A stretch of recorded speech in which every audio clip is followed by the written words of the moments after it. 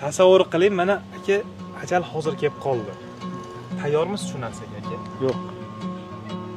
Tayyorman. Menimcha yo'q. Menimcha yo'q. Hali o'limga tayyor emasmiz. Agar Allohim jannatdan joy bersa tayyorman. Qilinmagan ishlar hali ko'p-da. Qilish kerak deb o'ylayman.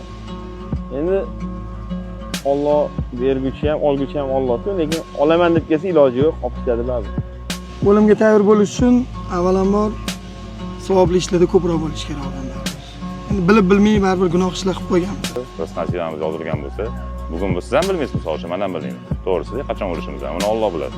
Xuddi shu internetda ko'rib, mana shu narsaga o'sha 4 safar, 5 safardan ketayotgan bo'lsang, boshqacha-da qisqasi. Uyga borib, uyda yotgandan ko'ra bu yerga kelib ishlagan zo'r bo'ladi.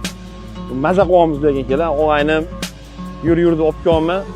Mana shu ulfatidan mana shu bittasi sobitlik og'aynim kelyapti, qolgani kelmayapti, lekin bor. Charchaganingizdan emas, boshqacha maza qilasiz bu yerda.